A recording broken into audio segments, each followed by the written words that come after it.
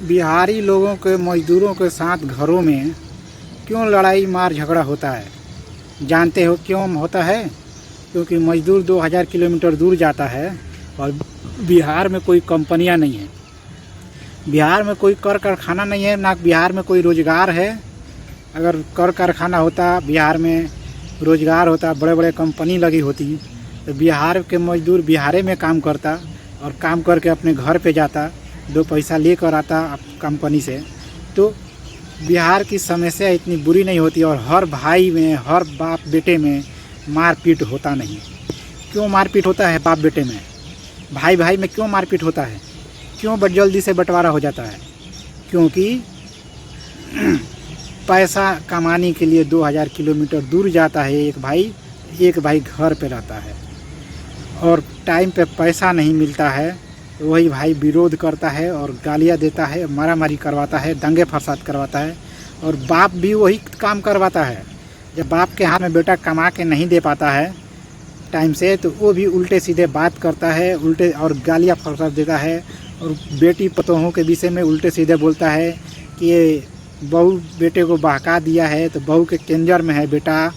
क्यों है इस तरह की वातावरण? क्योंकि इसका जिम्मेदार कौन है? बिहार सरकार है इसका जिम्मेदार। इसका जिम्मेदार बिहार सरकार इसलिए था क्योंकि बिहार सरकार ने अगर रोजी रोटी लगाया होता, बिहार में कंपनियां डाला होता बिहार में, तो बिहार में ही रोजी रोटी खाते और बिहार में ही सारा समस्या से उलझा नहीं होते और इन सारी परेशानियों से नियाज पाए होते। लेकिन बिहार सरकार ने क्या किया कि जाति विवाद फसाद करके लोगों को बीचों में दंगा फसाद काम कराने के विषय में यही सब बातें बता कर लोगों को गुमराह किया और हर मजदूरों को गुमराह किया। क्यों गुमराह किया? क्योंकि बिहार में कोई कंपनियां नहीं है, कोई कर कारखाना नहीं है। चाहता ही नहीं था कि बिहार में कोई कर कारखाना लगे।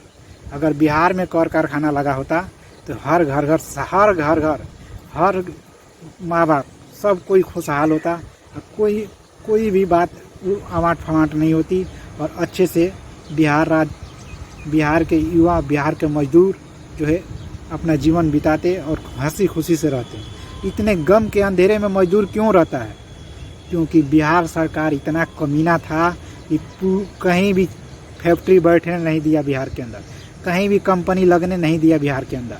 अगर जब कोई कंपनी लगता था तो बिहार सरकार के गुंडे उस कंपनी में पहले से खड़े हो जाते थे, अपना रंगदारी वसूलने लगते थे। इसीलिए कोई कंपनी भी आती थी तो भाग जाती थी। क्यों भाग जाती थी? कि बिहार सरकार के गुंडे पहले पहुंच जाते हैं। मैं कहता हूं अगर जिस दिन बिहार का सीएम अगर मैं रहा तो नायक फिल्म देखे होंगे ना अनिल कपूर का, उससे भी खतरनाक मैं काम करूंगा और इतने लाखों करोड़ कंपनियां लाकर खड़ा कर दूंगा। जितना सरकारी ज़मीन है उन सारे ज़मीनों पर हमने कंपनियां ले आके खड़ा कर दूंगा। एक भी युवा दूसरे राज्य में काम करने के लिए नहीं जा पाएगा। हाँ, इतना याद रखना, जिस दिन अगर मैं बिहार का सीएम बन गया ना, तो एक भी मजदूर अपने बीवी बच्चों को छोड़ कर दूसरे राज्य में नहीं जाएंगे काम करने और किसी घर में दंगा फसाद नहीं होगा, किसी घर में उल्टा पुल्टे बातें नहीं होगी। जिन लोगों ने मुझे बुर्बक समझता है ना, उसके लिए देख ले, अपनी बीवी को छोड़ के जाना तब मुझसे सवाल करना और वो तेरी बीवी जब तुझको गाली देगी तब मुझसे बताना कि क्या घटनाएं होती है। बुर्बक समझते हो ना, तुम्हारी बुर्बकाई सब हम झाड़ देंगे वक्त के साथ। आज के वीडियो में इतना ही। जय बिहार, जय भारत, भारत माता की जय।